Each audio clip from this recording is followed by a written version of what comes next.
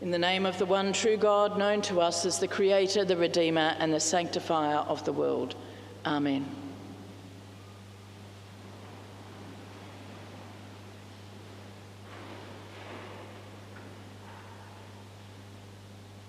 Turning and turning in the widening gyre. The centre cannot hold, things fall apart.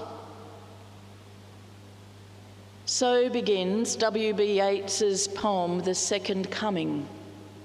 Yeats believed in a system of time which was based on gyres, spirals, in which a spiral began and unwound to wind into another spiral, and at the centre of that spiral would be an event which would be cataclysmic and which would see a new world order brought in.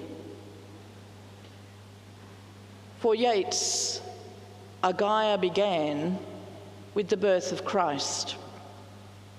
And Yeats, writing in Ireland around the start of the 20th century, sees that the spiral has unwound over 1,000 years and now is winding to its conclusion again.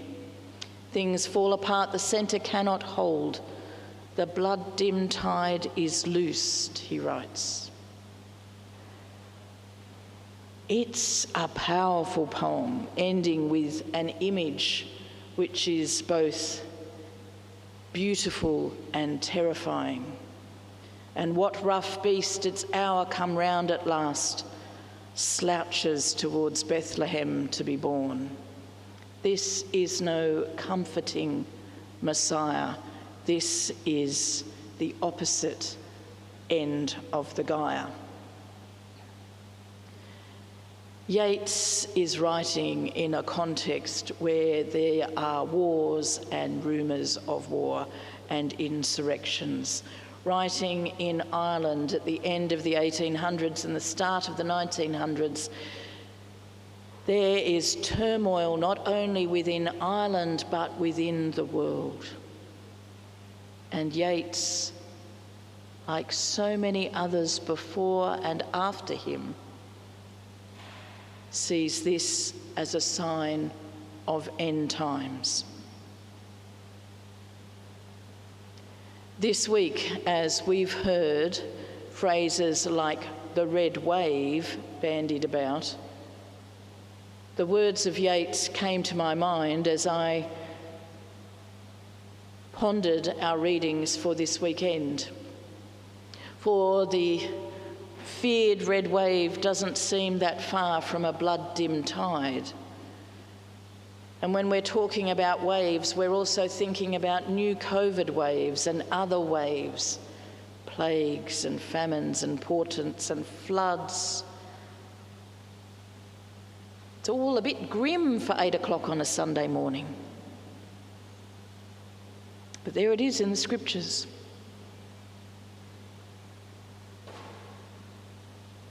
Yeats had this vision that things were coming to an end. And as I said, he was not alone in this. Throughout history, we have encountered people who have thought that things were coming to an end.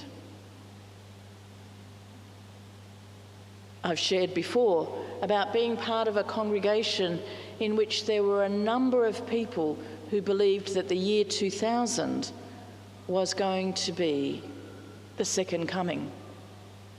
At that time, there were insurrections, there was civil war in Bougainville. And some people within that community were excited about this because it was a sign of wars and rumours and war and insurrection. Surely Christ was coming. Surely Christ was near. Surely this is the time for the new creation.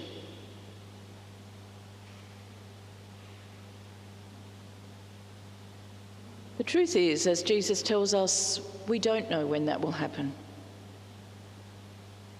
but we are told to be ready.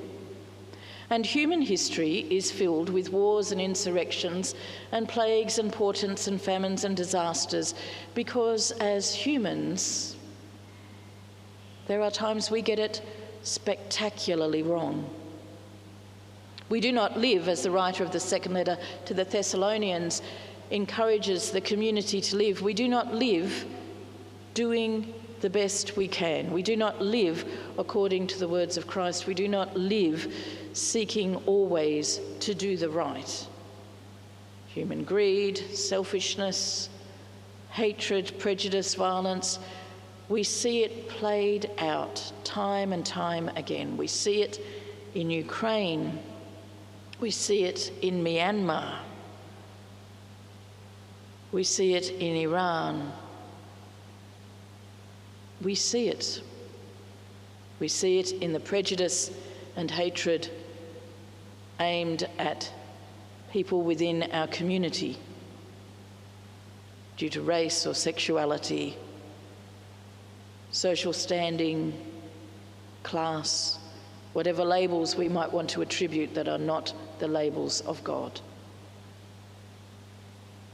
So what do we do with this? What do we do with these rumours of war? When I was at Theological College, Roger Shah was the rector of Morpeth and one of our lecturers. Roger Shah is a very wise priest, and Roger spoke to us about part of our role as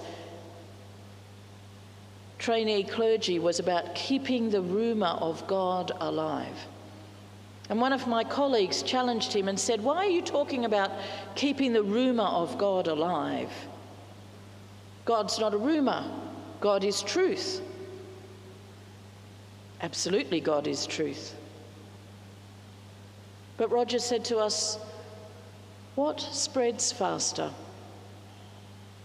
Truth or rumour? We only need to look at magazines or newspapers to see how rumour sells. But somewhere in all of that, there may be a kernel of truth. And what Roger was saying to us was, why not be wise as serpents? Why not use those same techniques to keep the truth of God alive by speaking of the daily encounters we have with the divine and telling that story and encouraging people to be attentive to the way they are and the way we live the kingdom now. It's difficult stuff. Nobody said it was going to be easy. But it is our call to keep the story of God alive.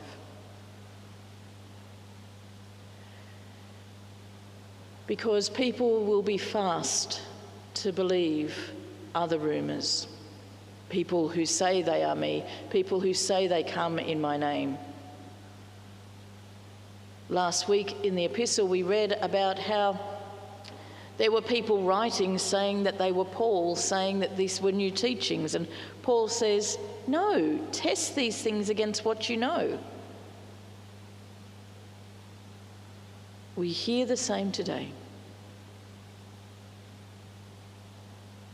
Speak the truth. Do not be afraid to testify. Speak of what you know. Test it against what you know of the love and the truth of God.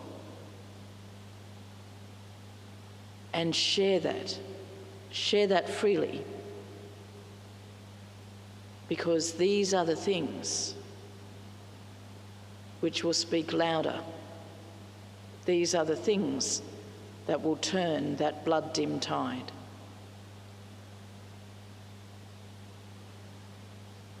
It's our call. And it doesn't mean that we're all called to stand on street corners and preach, though if that's your calling, blessings to you. But all of us have an opportunity to share the ways in which God is active in our lives. And that makes a difference. Because it's not a blood-dim tide, but it's a tide of the blood of the Lamb, a tide of love, a tide of forgiveness, a tide of welcome, a tide of salvation. These are the rumours we should be spreading, because in them there is eternal truth. Amen.